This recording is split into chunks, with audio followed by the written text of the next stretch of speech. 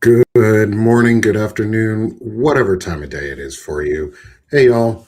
I'm Nick Perro, not your dad, joined by Walter Ryan, level 36 magic user, soon to be joined by Evan Fields, always late. And Eric is going to be off today. They had his grandmother passed, and we send him his love. We send him our love. I send him my love, and in my family, and to his family, because it's hard to lose a relative. And I send my love, brother. Welcome everyone to the Diogenes Club. Walter, how are you today, brother? Doing good. It's been a good, busy morning already. My daughter's on her way to state tonight for forensics, so I get to go to the send-off later today. I'm proud of her. I'm always proud of her. Proud of both my kids. Yeah, Good. A lot going on. Good. Yeah. I'm glad you're proud of. I love that you're proud of your kids. They're so good. How could you not be? Yeah.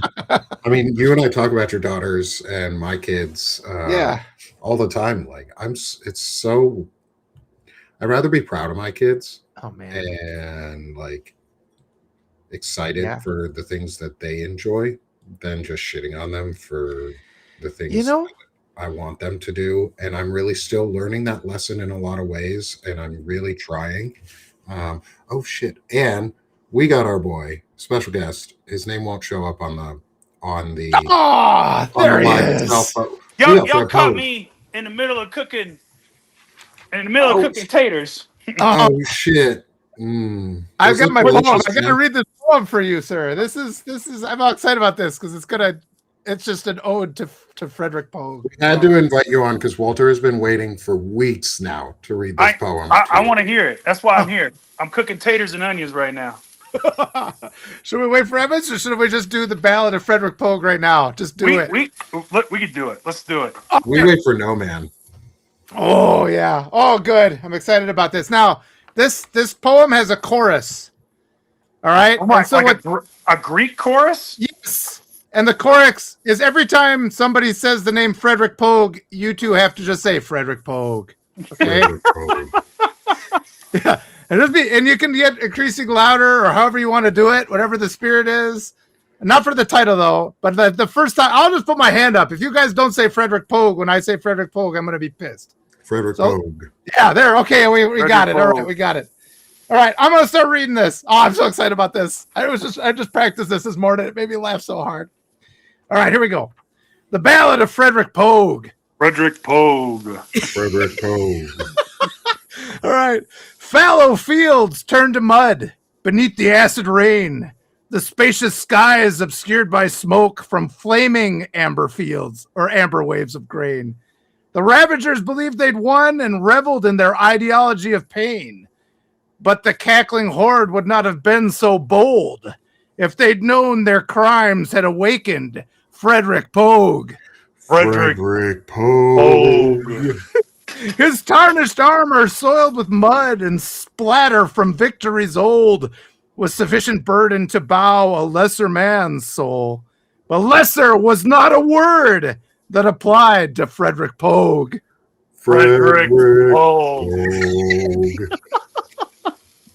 The inferno in the distance did nothing to oppose the cold, but the thought of all they'd stolen set a light of brand of justice in the heart of Frederick Pogue. Frederick Pogue. He bore witness to these crimes committed by men of slime, the traitors and the insurrectionists, the book arsonists, and the hate apologists. They would all be held accountable by the might of Frederick Pogue. Frederick Pogue. All right. Suddenly he turned his weary head as he searched for evidence. His gaze fell upon the broken levers of control. Then he understood what had transgressed. These toxic men of insignificance who looked on anguish with indifference had taken the profits of the innocent, and with this fortune dispossessed had commenced to make a mess, but before retreating, laughing back into their foul ancestral holes. But these intolerant fools had overstepped and failed to reflect on the consequence of provoking the ire and intellect of the unrelenting Frederick Pogue. Frederick Pogue. Dude, this is epic. Oh my God, I don't deserve this. I love this so much. Frederick Ancestral scowled. holds. Oh my God. It still goes. Frederick scowled, his head unbowed as he absorbed the chaos all around. The traitors thought themselves above the law, but that did not protect them from Frederick's vow. They'd grown overconfident in their plan, but this defilement would not stand, and Poe swore to educate them on what a man of character is truly worth. In the wreckage of a ruined world, the leaders must be reminded who they served, and thus resolved, he ventured forth, Frederick Pogue. Frederick Pogue. Frederick Pogue. Dude, this guy sounds awesome. Who is he? Oh, wait. Frederick Pogue here! Frederick Pogue. All right, that's the poem. Dude, that is wow. Oh, we lost that. We lost Evan at the Evan, the awesomeness became too much. He swirled off the world. Yeah. Oh well. Oh, Dude, I thought I could write. I could write poetry. My God, man, that was great. Not just because it was about me, awesome. but dude, I love that he was in the chorus. Good to see Evan. You came in right in the middle of the ballad of Frederick Pogue. I guess we'll just have to read the motherfucker again. So you get. Oh, dude, man. that is insane. My cheeks hurt now from laughing too long. Send me Like that. I Oh was my just God. laughing the whole time that was going on. Dude, I feel that was honored. awesome. I hope you do. I feel honored, man. Like, wow. We got to put that on a poster and just like on a statue. You're like standing there holding the head, like the Medusa head at the end of Clash of the Titans. No, I would hold toga Pericles' standing head. up. I would hold Pericles' head. He needs to leave Medusa alone. You know. I know, Jason. Yeah, I was just thinking that too. Medusa never did Yeah, anything it's like wrong. what did Medusa do, man? She got All she on wanted heel. to do was have men stop looking at her, or people stop looking at her. Like she warned them, "I'll turn you to stone if you look at me, or if I have to look at you, you're going to be stoned. So don't look at me." I mean, the Greeks were more prophetic and yeah. I mean, they're misogynistic, but it's like, think about that. A beautiful woman gets sexually assaulted by a god, and then they go, "Oh, well, you broke your vow to me." Another woman goes, "You broke your vow to me, so I'm going to curse you." Yeah. What? Yeah. No. Yeah. Like it's funny. I'm listening to a book series now. I just finished re-listening to the Dungeon Crawler Carl book series, and I'm re-listening to the Red Rising series. And I think it's Red Rising by Pierce Brown, I believe is the author's name. Forgive me if I get his name wrong. I will correct it in the post show. I'm just not looking it up at the moment. However, it's about Mars, but it's based on all these Greek and Roman sub themes and like the ideas of very highly structured society, and that colors, not color of your skin, but colors of your class are what distinguish you. So there's golds who are at the top. There are reds who are at the bottom. There's even high reds and low reds, just like slaves. There were high slaves and low slaves. There were other types of, there are pinks who are your sex workers. There are yellows who are your healers, and blues who are your scientists, and greens who are your business folks. And it's very like color based, so that it's not specifically about skin color, because it's a solar system wide society of humanity. They moved past racism and moved into classism exclusively as their like bigotry. Nice. But it's really interesting re-listening to those books, because it's all about authoritarianism and the fall of an authoritarian society and the breakdown of corporate-based authoritarianism that has spread throughout our known solar system. And I keep re-listening to some of these books and these series, and I'm like,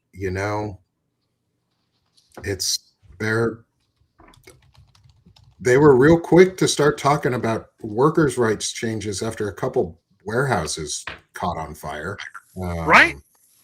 or like I'm not advocating for those things. I'm just saying there is a cause and effect when certain things happen. And the more that the US government terrorizes its own citizenry, the more it radicalizes people. Yeah. And that's dangerous as fuck, US government. You shouldn't radicalize people. If it's because either you know what the die fuck or happens obey. when people get radicalized.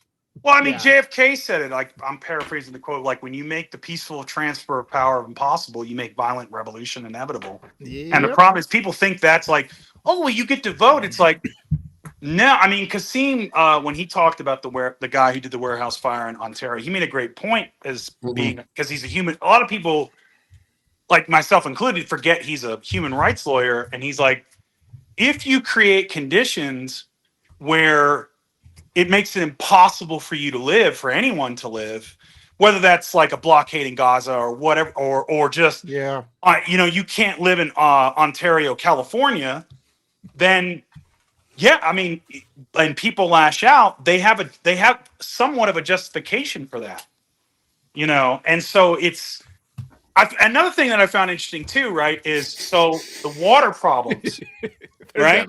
Evan's getting it going. Yeah, go ahead. No, the water problems we're having is like now suddenly there's a report from J.P. Morgan. It's like, oh well, they're thinking about climate change. You're thinking about it. Now we're thinking about it. Oh, okay. Death by thirst is pretty serious way to die. There's like no more painful death that you can imagine. Smokes, this cloud of smoke below us. That's awesome. Evan, this ain't that kind of show, brother. Yeah. He's putting on he's got his smoke machine on the ground. He turned on his fog machine for the house. It's the awesome breath of Frederick Pogue. This is turtle mode. This is a family show, Evan. Yeah. Is it? There's only 3 veterans. There's only 3 veterans here, not 4. I mean, even though Walter acts like a veteran, he ain't one. Oh, I'm a veteran at school. I'm a teacher. There you go. So 4 veterans present. Again, maybe it's not a family show. Oh, I'm so ready to go now. Awesome. Turtle time. It was turtle time for Evan. Turtle power over there, brother. Cowabunga, dude. Grumpy there for a second, man. You know what? It's a good day because apparently Jules from Pulp Fiction, Samuel L. Jackson, is now a biblical prophet. Oh, man. Yeah. I was so happy about that. I'm like, and I was telling a buddy of mine, I said, honestly, if you think about it, the story in Pulp Fiction pretty much is the story of a man becoming a biblical prophet. Yeah. That's true. He's saved from certain death. It's a religious awakening, and then he's like, I'm going to go into the world and, walk the earth. Walk the earth and put me wherever God wants me. It's like, yeah, okay. You might as well just do that. It's not like anything anybody tells you is going to land you in a better place. Just follow your instincts. Yeah. I said, I put the diner scene from there, and I was like, here's the words of Vincent the prophet. Or I'm sorry, Jules the prophet and Vincent the doubter. That's funny. Everybody who's had that, Christian upbringing is like, that's pretty funny. I feel so lucky that I did not have to experience that trauma in my life. Just to be honest, like at this point, there's so many more stories of religious trauma than there are of religious success and religious positivity. I know there are some really great folks out there who are positive success models and stories of what personal faith can be. Like Qasim Rashid is a great example of what personal faith can look like, and how to model personal values and faith from his religious system. But he's not pressing it on others. But like for the majority, all the stories are like, I am so traumatized. I came out of it abused. I came out of it assaulted. I came out of it. All of these different things that are super negative and brainwashing. I'm so thankful that the synagogue that I went to when I was a kid,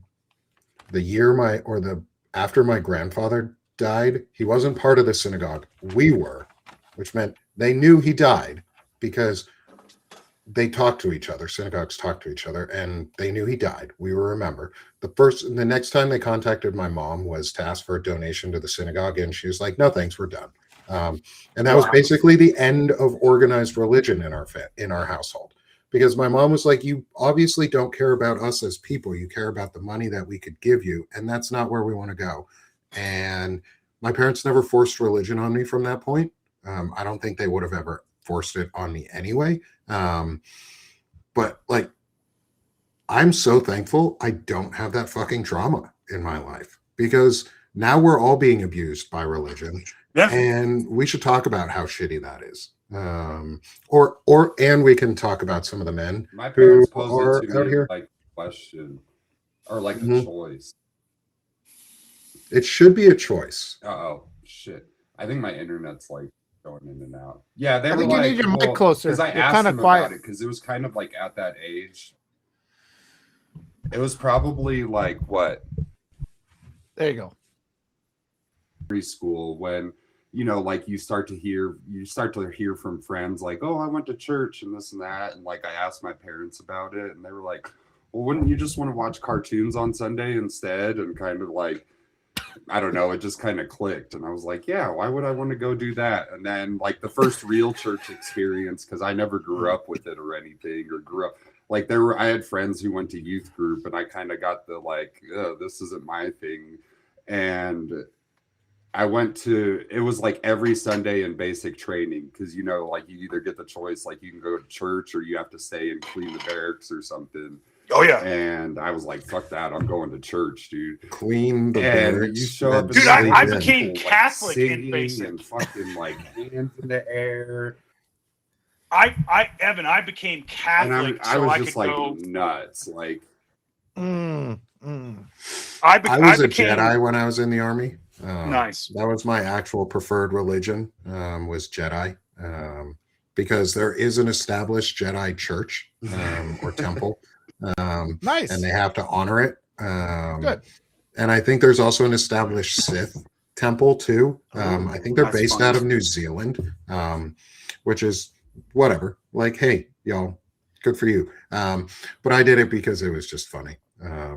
And I figured I made sure my dog tags that's were always correct, kind of a nice, though. good little fuck you to the government. Yeah.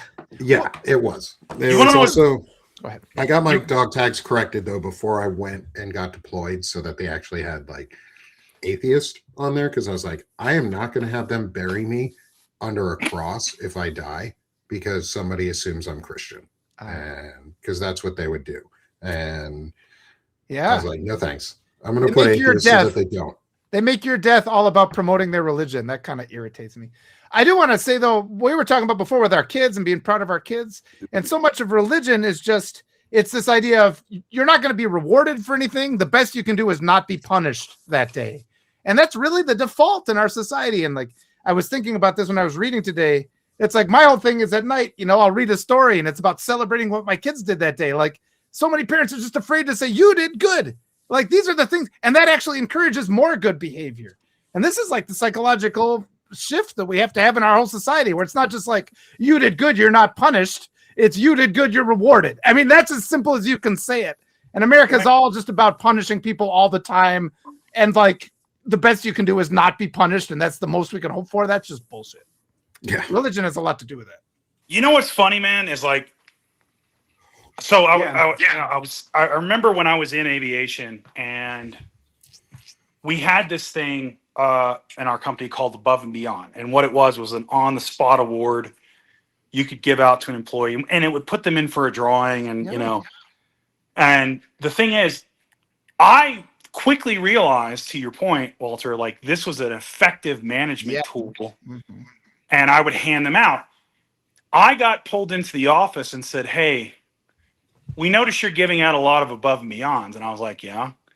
And they said, we feel like you're trying to curry favor or buy the loyalty of employees. And the thing was, they said, well, this is technically not going above and beyond. I was like, I give it out for a good job. Like if they do a good job, or they, they take a little initiative, we just have different standards. And I straight up asked them, I said, when was the last time you guys gave out an Above and Beyond?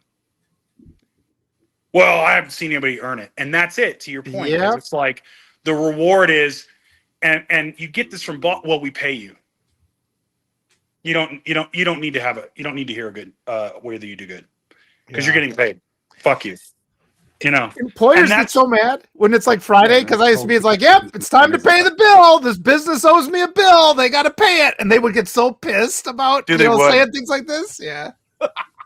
I remember, man, like, one of my bosses, when I was, again, in aviation, he was telling me, and this is why I had such a problem with it at the time, is he says, you should be grateful that you have a job. And I said, yeah, I mean, I am to a point. I said, but here's the thing. This company should be grateful that I can do the job as well as I do, and they pay, and they only pay me. Because let's be real, this relationship is not. You're not giving me charity, right? Gratitude comes from, charity or somebody helping me or compassion. You are literally, I'm literally selling my labor to you. Yes. You're paying me not what you think is fair, what I had to accept. And if you say, you should be thankful I'm not working for one of your competitors because I fucking bury this company then. And they get mad again. It's like, hey, come to think of it, I think 20% above what I'm earning sounds good right about now. Well, and the worst part about that too, like we joke about that part, but there's so many times now when you have to sign a contract with a non-compete agreement for anything in your field, basically. So they force you to work for their company, but they don't give you any of the benefits that they used to get, that companies used to give when you worked for them for 20 fucking years. There's no pensions, there's no guaranteed health cares. That, like, healthcare, is, I mean, kind of guaranteed because it has to be, but it's always the shittiest fucking form of healthcare. They're anti-union, like all of the benefits that we used to get were paycheck. And even unions don't even do as much anymore because so many of the unions have been corrupted and don't want to fight for the labor rights that laborers deserve. Like, you can look at the story that came out the other day about Amazon and the warehouse worker that died and on the floor, and the people around him were told to keep working. Just keep doing your job, just keep working, don't even look. My response to that was the untold secret at Amazon when you were in the corporate side. For when I worked there as a software engineer, the untold secret was that warehouse workers are treated like shit. They're near to slaves if there was anything that could be considered that on a floor. Like, and we were told to ignore that, and I really was uncomfortable with that. Dude, I had so when I was in aviation, I worked multiple aircraft damages. Like, I couldn't tell you how many, right? I'm so many. Like, like a bird strike or a piece of equipment run into it, something, whatever, right? So many. Do you want to know the one I remember? It was one that I wasn't even on. And you know why I remember it? Because the employees told it to me over and over again. And it was before I got to a hub, certain one. And an aircraft, a damage happened, and an employee was injured. Like, it wasn't his fault. Something happened. The station manager came over the radio when he said, hey, we've had an accident, da da da da da. First words out of his mouth were, is the plane okay? God. Yeah. And I tell you what, that happened a couple years before I got there. They still talked about it. Still. Because I've had 3 coworkers die of heart attacks on the ramp. I wasn't in the vicinity, but like, it was on my shift. One literally was a colleague. I was talking to him. I said to him, hey man, you don't look well. He's like, oh yeah, I'm just a little under the weather, schedule changed, blah, blah, blah. I said, well, try to feel better. I was finishing up a report. He left the office, walked out the door, literally 100 feet away, had a just died on the ramp, had a massive heart attack. I heard the commotion and rushed out, and he was being given CPR by the time I got there. So that warehouse, I've seen, dude, I've worked in places where terminals are named after employees because they've died on the ramp, and corporate, they can be just as freaking like, oh, keep working. You know, what crazy thing is they denied this guy CPR. There were people that were CPR trained said, let me help him. They're like, no, we got to wait for that should be held liable. Yeah. That wouldn't happen in aviation. You know, because again, it was a union environment. You know, like, no, guy keels over. You start like they offer CPR classes. Why? Because it's part of the union contract. You know, it's mandated. That's what a union can get you. You know. Also, you shouldn't have to work hard enough or so hard that you die at the fucking work. You die at work. Like, you shouldn't have to be working so hard that you just die at work. That's late stage. That's like, that's slavery. That's late stage capitalism. Like, we're expected to labor until we die. Like, that's what they want. That's what the technocrats want. The book series that I'm reading or listening to, the Red Rising series, is literally about that. Like, if you're a low red, you are a slave in a mine and you work until you die, which is probably like 20, 25 years, 30 if you're lucky. Like others, you're lucky to live to 40, like maybe, like things like the treatment of different classes, like, that's what they want. Nobody's talking about the fact that the National Labor Relation Board is basically non-existent and the Labor Department wants to gut labor rights in this country, and it's been backed by major groups including Amazon and I believe Whole Foods was part of it too. Like, they want to bust the entirety of any labor rights. That means weekends. That means 9 to 5 instead of 6 to 10, like 6 a.m. to 10 p.m. We got to fight back. I mean, these are the things, though, too, we have to remember. This fight is constant. It's ongoing. These interviews I've been doing, all these candidates are telling me how hard it is to just get on the ballot because, like, the Democratic Party makes it impossible for people to even run. And so it's just like that stuff it's these little things that they do. They're constantly eroding our ability. You know, it's like, oh, we need you to get 5,000 signatures on this uniform piece of paper. Each paper can only have 20 signatures. You need to have somebody witness it. You have to have it notarized. You have to brought it in. So they're just looking for these reasons to kick people off the ballots. We're making it so hard. And it's just like, whether it's running for office, whether it's your union, anything that's a good idea, they're going to try to erode. And then we have people that are just like, well, you know, we just can't have a government like resolved to think we can't have good things working for us. We just have to understand and call it out. These little transgressions add up over time. The constant transgressions where they erode our unions and they erode our vote and they erode our political system. They erode our protections. We constantly have to fight back against those things. We're at the point now where they tell us, oh, you're asking for too much. You already have so much. You've already gained so much. You're just being greedy by asking for more at this point. We have to push back against that too. So, well, and here's the funny thing about that, dude, is like, why is it greedy for us? Yeah. But people that have the most in our society, them getting more tax breaks, it's just, that's okay. I was saying, we tell young men, you have to go and die to protect the country. It's a draft. We never have a money draft to defend the national debt. We wouldn't even think to ask a millionaire to give a couple bucks to fix the national debt. We will ask a young man or young woman to go and die. We'll ask a mother to give up their children to go and die. And we never even think to ask for money from the wealthy class. We should be drafting them. They claim to be the best people, right? There was a political party in the U.S. A couple centuries ago, and they said that the government has a right to ask for 99% of income if it's in dire emergency. Yeah. That was the Republican Party when they instituted the income tax in the Civil War. Nice. There you go. Yeah. So, okay.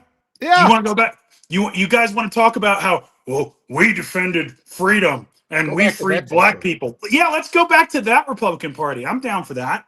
Yeah. Let's do it. The progressive one? Yeah, we'll go back to that one. That's cool. You want to like have a 90% tax on the wealthy to pay for our debts? Yeah, sure. Our war debts? Okay, I'm down. Yeah, pay it all off, guys. You owe it to us. It's our money. Yeah. I said it this morning too. It's like there should be no money set aside for a sexual assaulters defense fund in Congress at all. Gosh, You're an there assaulter. is? If you're accused of assault, there's a slush fund in Congress for sexual assaulters Yeah. to be able to defend themselves. Not those who are assaulted, but the assaulters.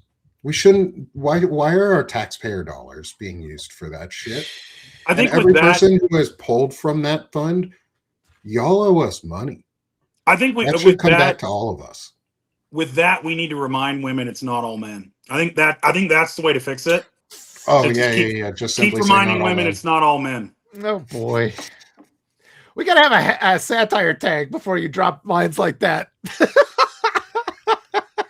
It's true. Oh man. Satire. I don't Hey, believe Evan. that. Evan, did you hear about this one? Because this is all fucked up. They outed an online rape training. I heard about that. Yeah, fuck. Yeah, it was on Group- motherless.com. Like That's the website that it was on. There's like women all over Threads right now. They're trying to like call for the website data to be released, for them to name names and everything. They've already got like the owner of the website and everything out there. I think his name's like Jake Lang or something. He was convicted of something in the past. I don't know if it had to do with the website or not, but they were on there. I didn't get through the whole story. The majority of the part that I got into and read was, it was one man that was like the focus of the story, but it was like this chat room with over 2,000 like husbands, grown men, whatever. And I thought it was like millions. No, it was 20,000 users, and in February of this year alone, it had 16 point like it was 69. It was 69 visits. 69 million visits? 69 million visits. Yeah, and no, but there was within the website there was a chat room that they had created like a Telegram chat or something. Yeah. And there was like 2,000 people within this chat, and they were sharing recipes on like smoothies and what medicines to use and all this other shit to knock their wives out and rape them and everything while they were passed out. Then there were people that were taking videos of it, posting them on the website and like posting them in the chat. And then it got to the point, this is where like I stopped reading, because one person, the guy held a live stream while he was doing it. Yep. And he had people pay him $20 each to like watch him do it to his wife, and he would do whatever like they asked him to do. And they do this fucking thing called like an eye check, where like the people watching like want the person to like lift the wife's like eyelid up to like make like prove that they're really asleep and stuff. And then it got into, there's a whole hashtag thing and a whole like, on porn websites there's like entire volumes and catalogs of this type of shit. Yeah. And like all the women on Threads are freaking the fuck out, because they're like, when we say like we choose the bear, or when we say like it's all men, like this is what we fucking mean, because you have to assume it's all men.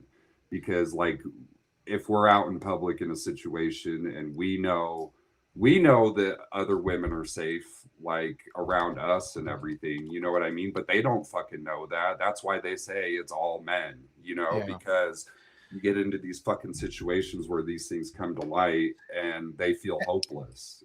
And nothing happens. I mean, there's no excuse right now for a bunch of people to just get arrested this minute. I mean, and whether you're looking to the federal government, we know they're corrupt. It's all Republicans, but there are states, there are Democratic attorney generals.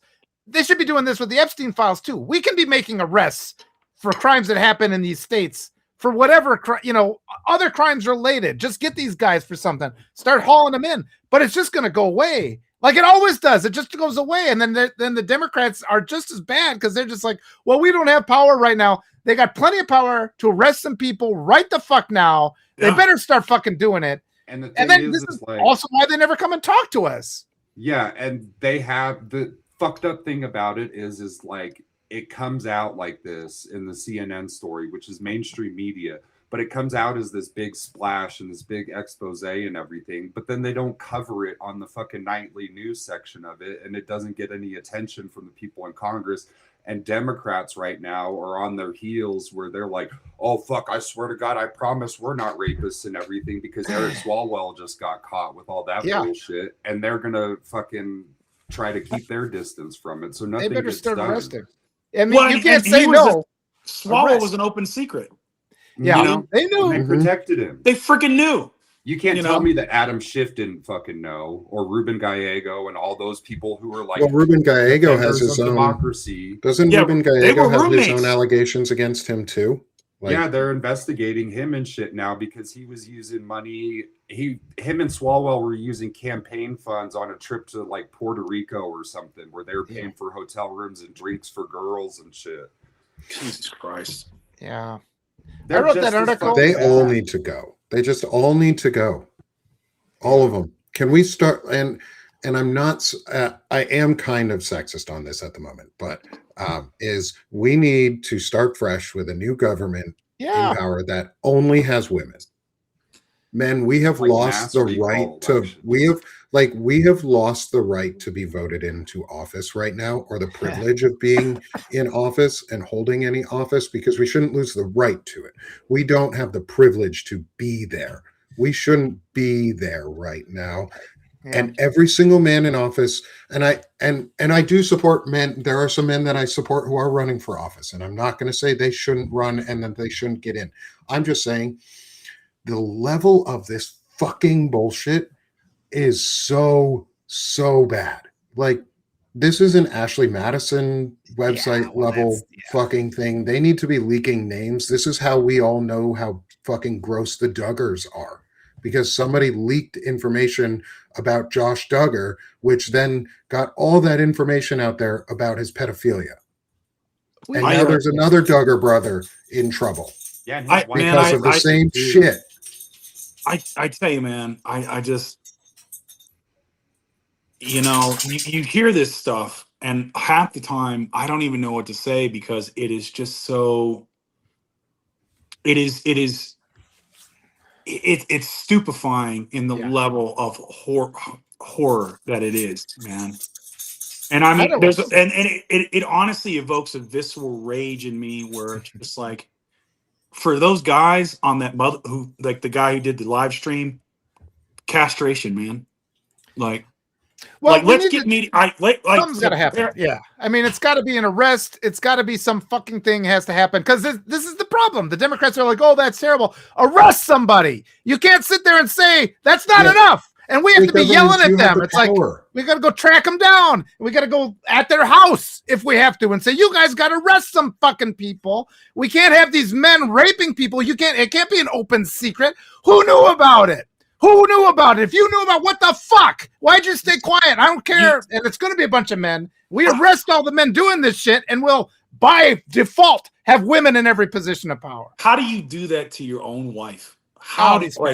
They're patriarchal fucking conservative assholes who don't view women as human beings, and we continue to have decorum for their viewpoint when they're absolutely loathsome. I mean, this viewpoint of thinking people that, we have to start saying that. They are the enemy. They want to rape our children.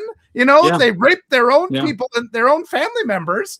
And so we need to oppose them. And then our Democratic establishment is like, well, we got to work with these people. No, hold them accountable for rape, because they're guilty of it.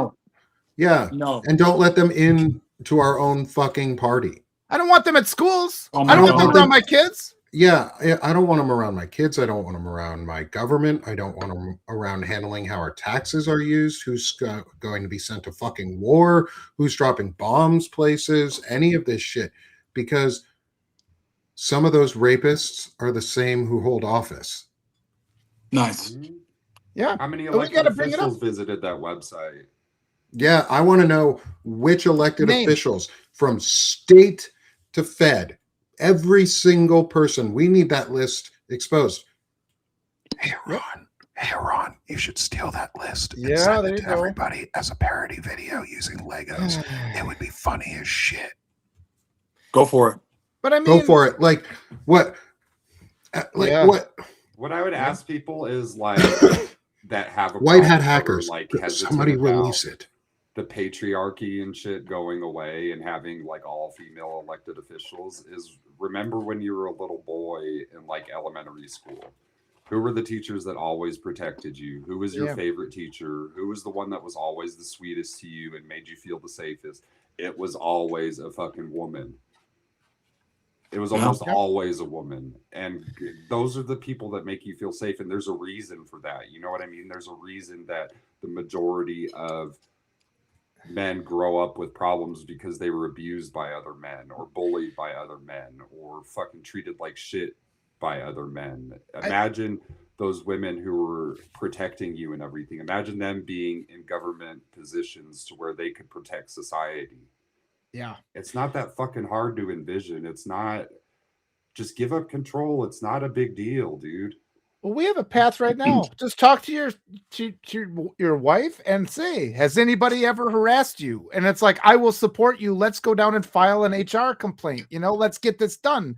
And it's like, and if you lose your job over it, we'll get through that too. But we just have to have this societal reckoning, and it's men supporting the women who have been assaulted, because that's our job. Our job is that, and pushing men who know about these things to come forward and insist on accountability, you know. And it's like, because we know, like, everybody knows this stuff that's out there. Everybody talks about it, that kind of, and they call it locker room talk. Nick, you've denounced locker room talk appropriately. And it's like, we've heard it. So it's like, no, God damn it. If these people are doing it, it has to be held accountable. We have to report it to their place of employment.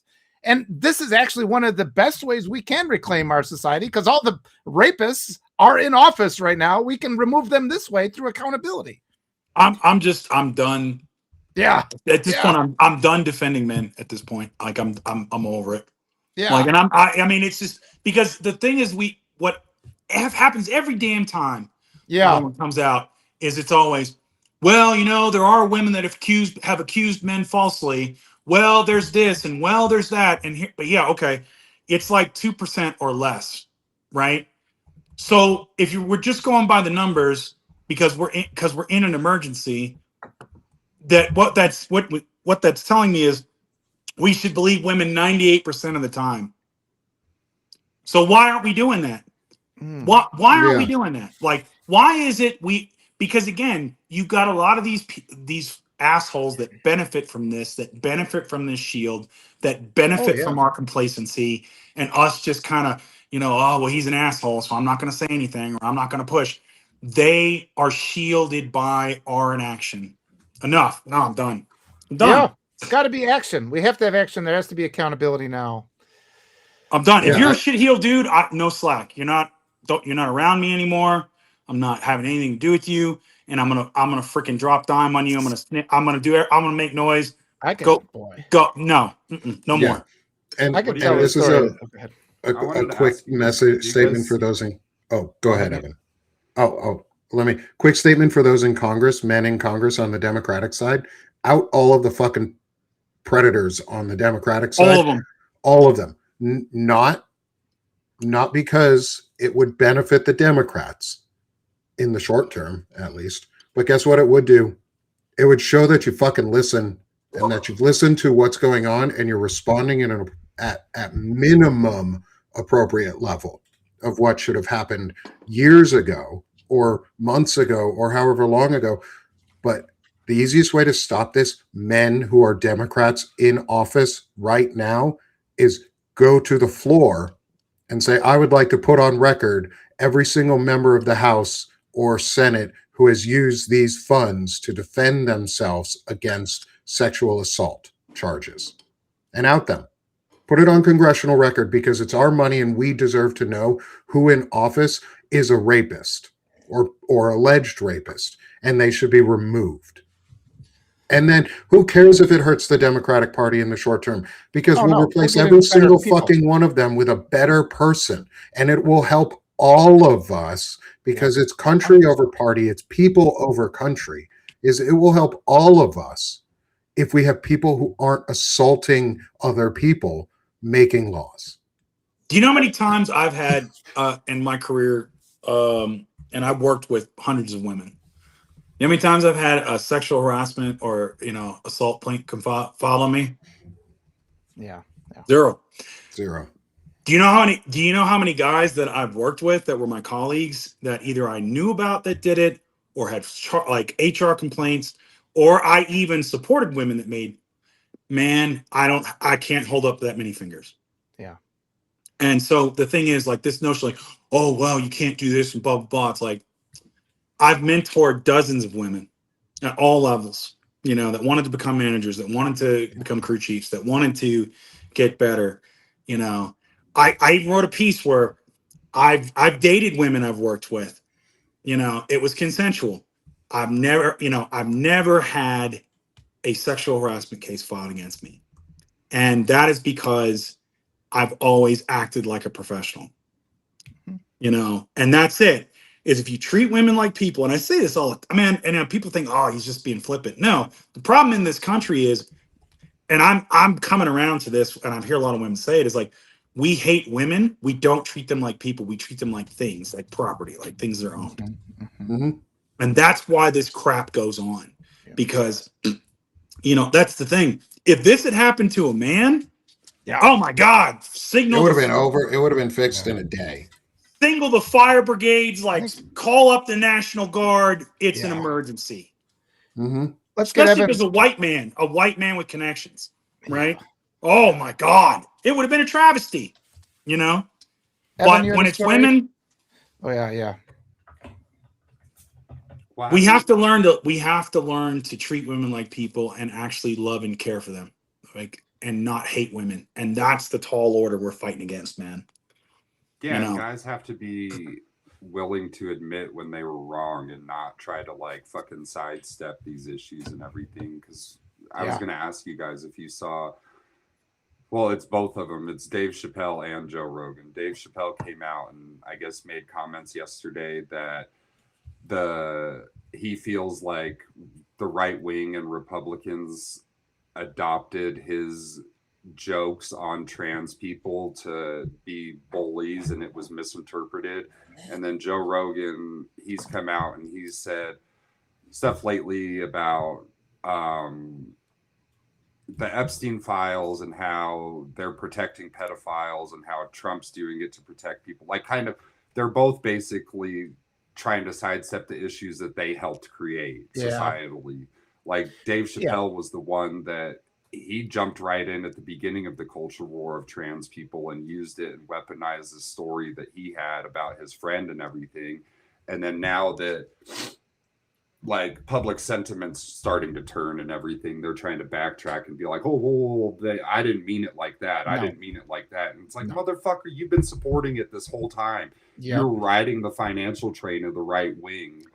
And you were all good with it then, but now that you're starting to see that it's starting to affect things, now you want to back off of it. And it's a chicken shit move. 100%. There was a story I wanted to tell because it makes a big difference. It makes a big difference when you speak out. This is going to get me hot, this story, as I tell it. And so what happened was, this is a couple years back, my daughter comes home. She'd been acting kind of like something wasn't right for a couple days. And finally, I was talking to her, and I'm like, what is it? What is bothering you? And she said she finally admitted somebody spat on her in Spanish class. She got spat on. And I'm just like, the way that hits you when that kind of shit happens, it's at first you're just like, I guess I would imagine it's like a bullet wound because you're just like, there's no sensation at all for a minute. And then there's just like this rage and you're trying to figure out what happened. So it's like, okay, well, I went home and I called up a lawyer and I'm like, well, this is aggravated assault because we're in a pandemic. So the mistake I made though, was I called the resource officer. I'm like, I want this kid arrested for assault, And so then they're like, because I should have talked to one of the teachers because I think they would have been more open to this, but I was so angry. So then they set up this meeting. He did his investigation, and they set up this meeting, and I'm like, it better be over the phone, because I didn't trust myself to keep my cool.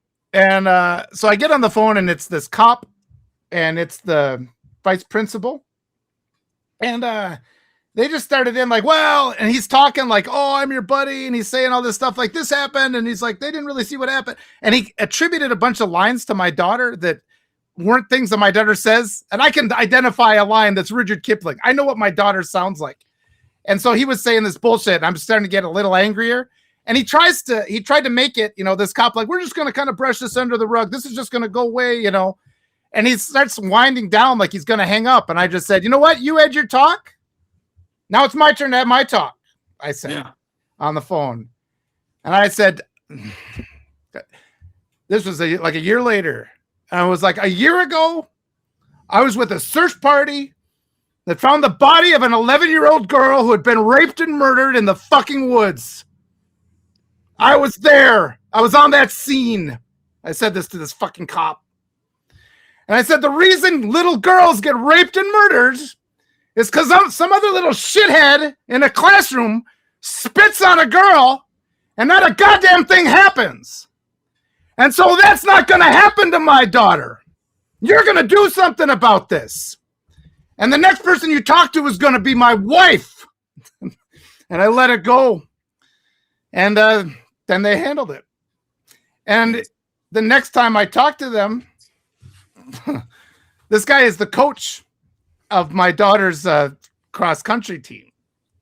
And I go to pick her up after a meet. And he gives me the clipboard. And I signed my name. He would not make eye contact with me, this guy. He's taller than me. But he heard it, and it's like, go ahead and feel that rage, friends. Yeah. Feel that rage. And, I'm a compassionate person. I'm a loving father, but better not fuck with my kids. And I'm glad I never was in a room with, I think it was better for me to handle that by phone because I don't trust myself when it comes to people infringing upon my kids. I mean, man, it's yeah. I appreciate you sharing that, dude. But those are the kind of moments that draw the line for other people and teach them too, because they woke the fuck up. Small thing, but he's going to realize that next time it happens, and he's going to think about the consequences of it and what you taught him about it.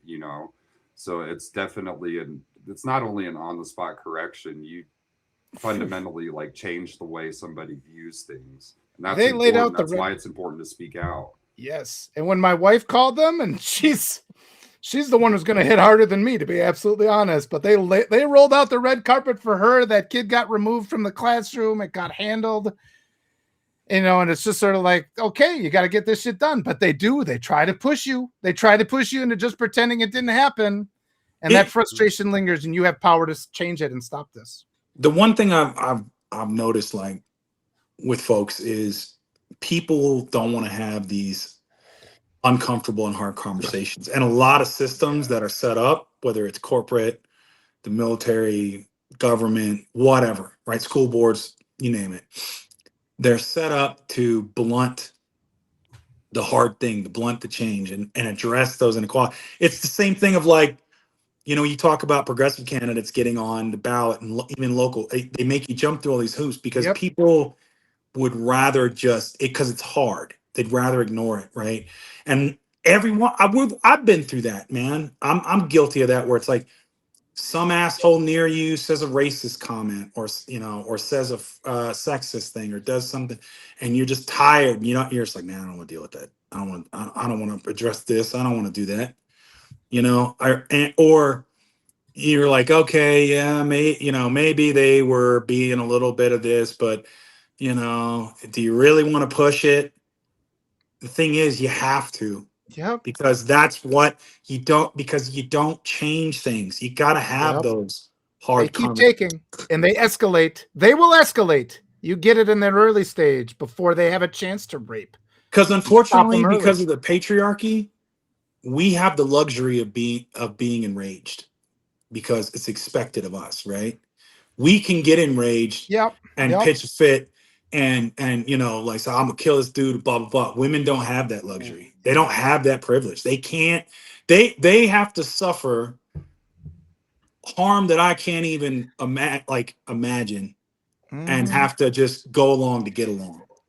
My daughter's soccer coach just asked me to be at practice. And it's like, I don't know about soccer. And she's like, I just want you to be there and back me up. You don't even have to say anything. And so she was doing soccer. The boys would get out of hand. I'd just be like, you know, and it's like, that's all you have to do, that level of support and just be that presence is like, this bullshit, it will not be tolerated. And too many men just allow it to be tolerated. All you have to do is be a presence, be like, unacceptable. This is unacceptable. They straighten right out too. Yeah, and you ain't gotta, and as to Walter's point, man, you don't have to be 6'5" and big and this and that. Like that's the thing that kills me with Trump is like all these people are so weak. All they have you just have to stand up to them, and they wilt. They crumble. Right. I crushed a lot of these dudes just by I got a look that sends people scurrying away. Yeah, and I mean it's, man, and it. You know, I mean, dude, I've worked in places where it's a room full of rampers, room full of guys, break room. One place I worked at, the flight attendants had to, you know, like walk through that area, right? And every one of them had resting bitch face. Like they were like a freaking Iron Warrior going through, because again, they get catcalled, right? And I you know, if it was me around, I came out the office and I said, you know, I put on my Marine NCO voice. So I was like, yo, knock that shit off. Nice. So you know, here's a question, and this is more of a clarifying question. Is resting bitch face a positive term or a negative term? Because I don't use it. I also don't use, I tend not to use words, obviously. And I'm curious for those in the audience too, while we're on this, is what are your thoughts on that? Is like, what is the interpretation of that word, of that phrase?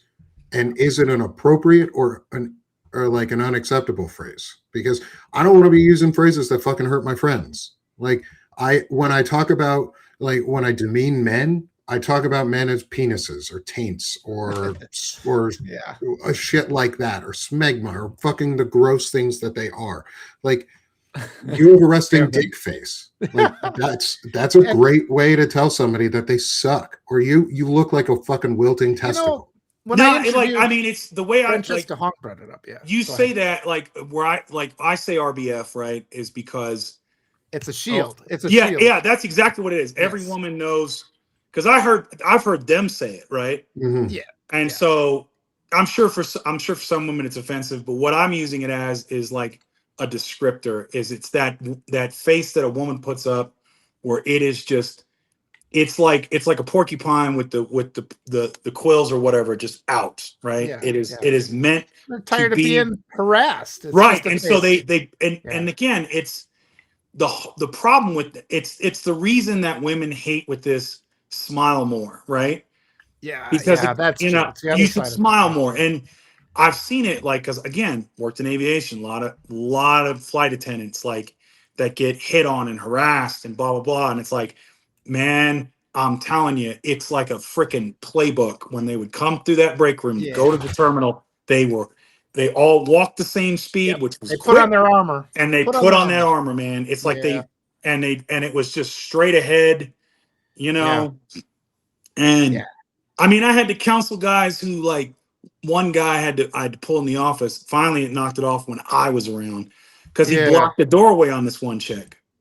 You know, trying to do the whole put the hand there and get the number, and I was just like, "Yo, come here." Yeah, I literally gave him the "come here" right now. Oh, they do.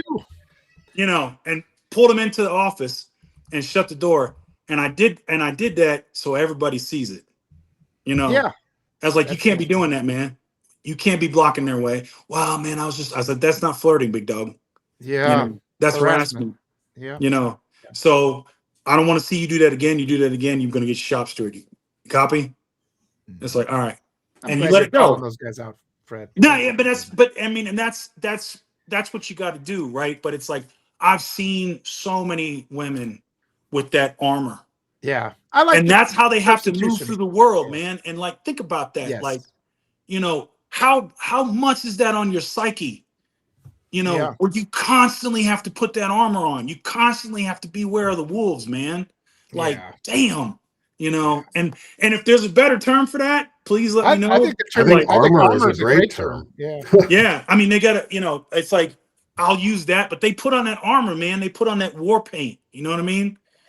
And it's just it's unfortunate. Like, people can't just be themselves, you know, because everybody we always have to bow down to these patriarchal, emotionally undeveloped just monsters. Like everything that makes them feel bad about themselves is off limits, but they can make the whole rest of the world feel like shit all 100% of the time, to the point where they're allowed to assault our kids.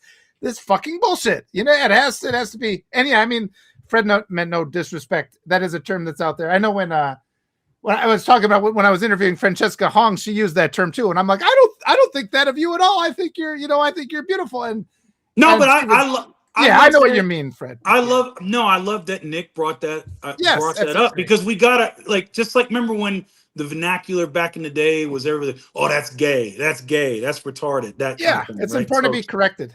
Yeah, and then, you know, apologies for anybody that, you know, but like, as an example for that, I had to change my vocabulary. I had to change my vernacular.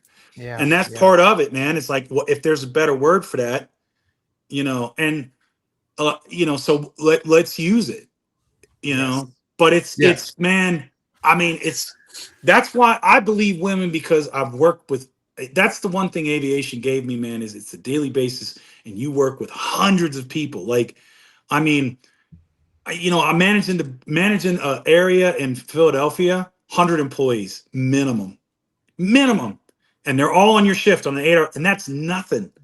Like, so you're literally working with like a freaking company of people every day that are fully engaged and active, not sitting around doing stuff.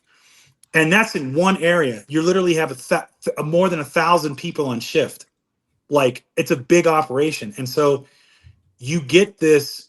Like, man, you want to talk about learning how to deal with people, you better learn quick, or you ain't gonna be good at that job. Yeah. You know?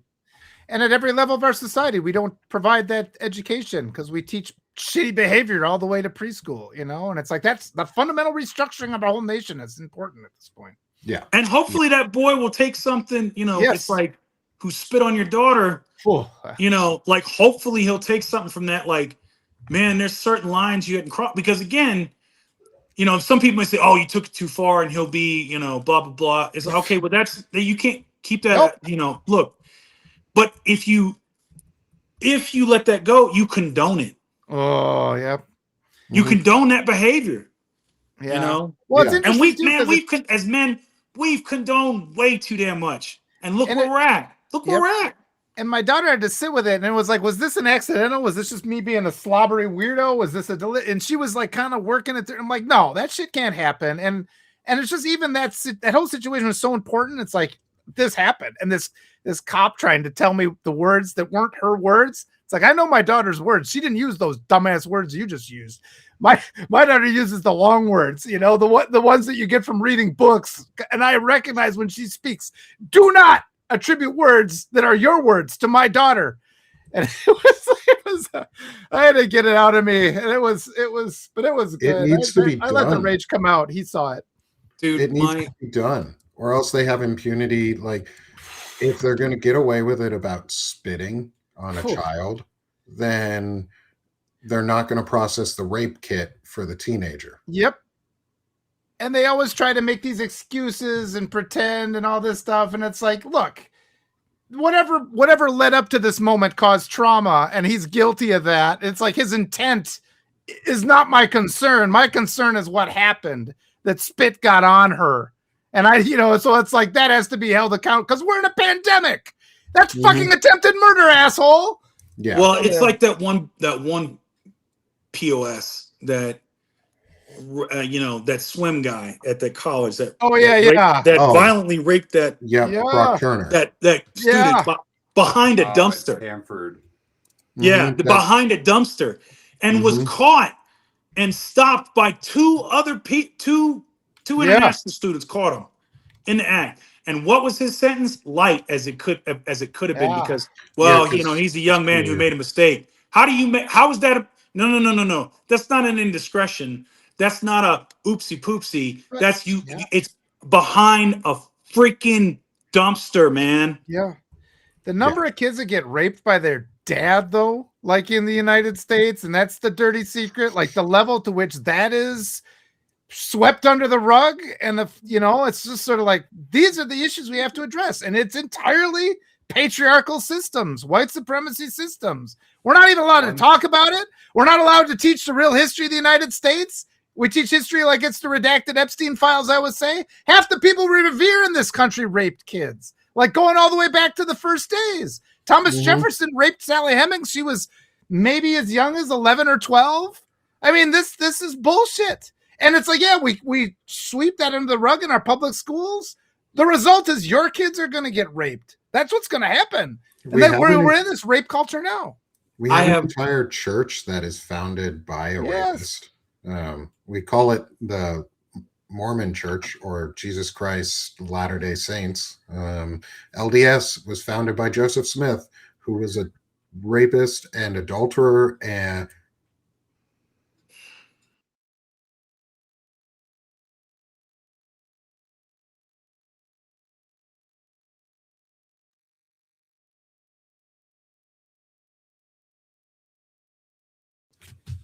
guys, I screwed everything up. Everything is going super slow on my side. It was like, whoa. I hit the up instead of down. And sorry, y'all. I just saw the thing that said your mic is muted, and I'm like, what? What the hell? You can't mute me! I'm coming to get you! I don't even remember what I was saying at this point, but like, we just like, yeah, we have to call it out.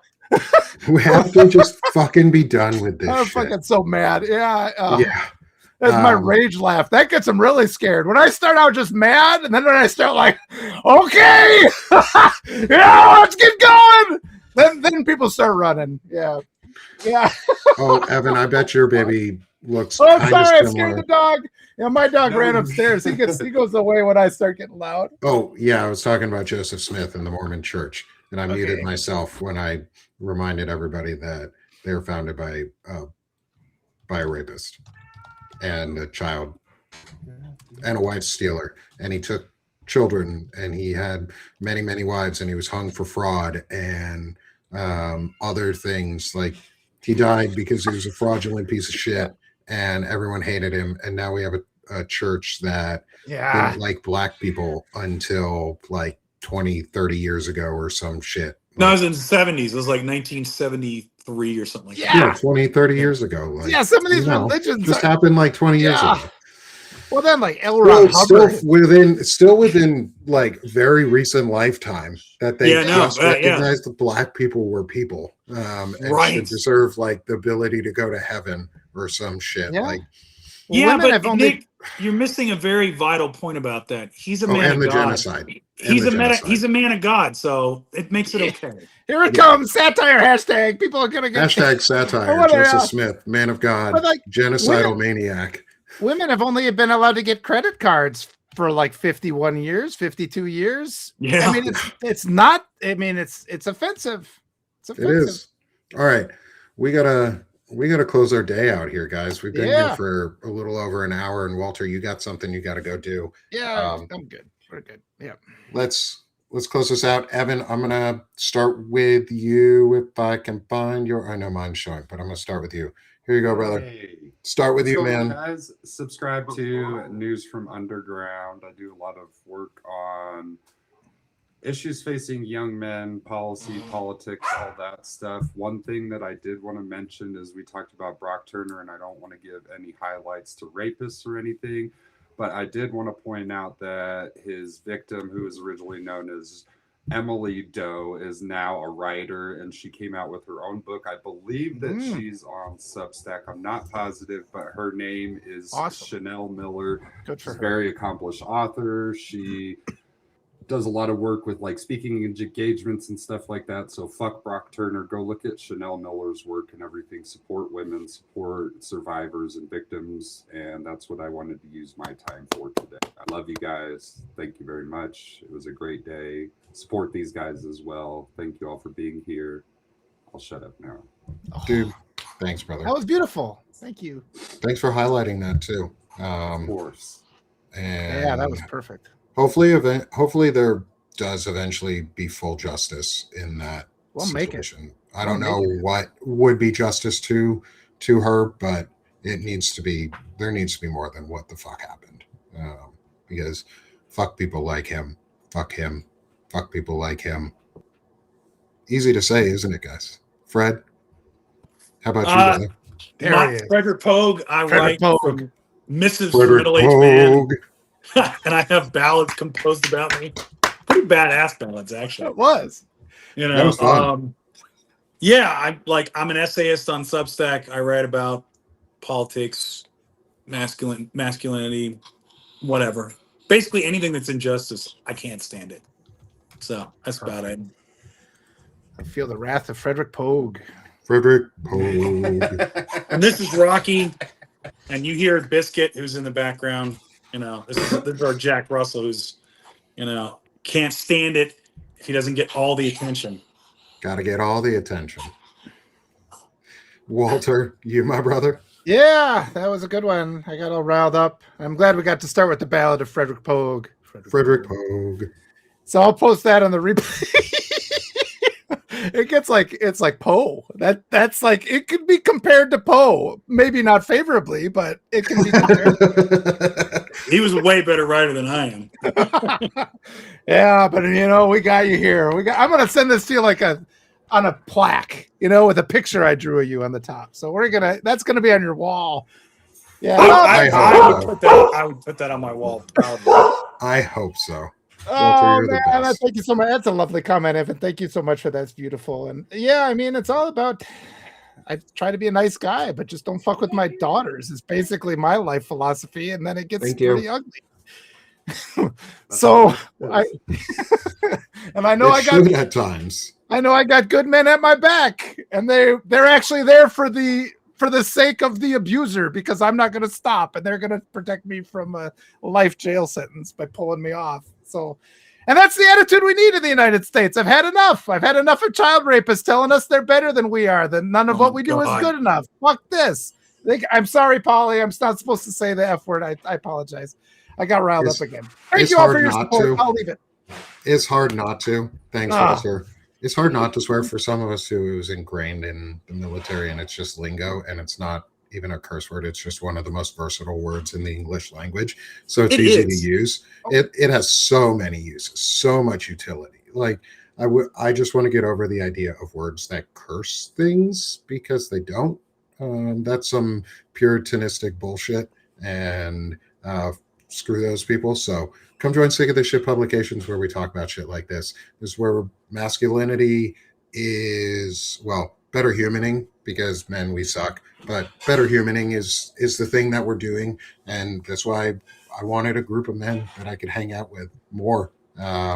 And so we got the Diogenes Club, we've got intelligent masculinity, we've got chronic illness discussions, and you'll see me on tonight with the disability community. I think I'll post the name for the link for it for everyone, but in a couple hours y'all will see me doing a disability discussion on the impact of war and disabilities, specifically focusing on what's happening in Iran and the disabilities that are going to come out of some of this shit, and the impacts that people don't always talk about. So if you enjoy that, come become a paid subscriber if you can. Free subscribers really help too.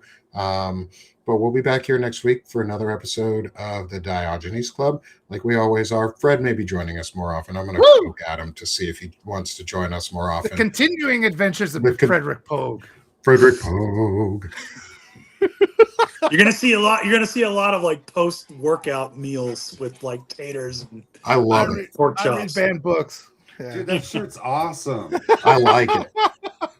I like it. I love this. All right, y'all. Thanks everyone in the chat. We'll make sure Fred gets tagged in the episode, and Evan, if he didn't accept the invite, will get tagged also. So we'll see y'all here later. And thanks everyone. Have a great week. And this has been the Diogenes Club. Later, y'all. Have a great day. Later on. Thanks, Bye. guys. All right, I got to head right out. We'll see you.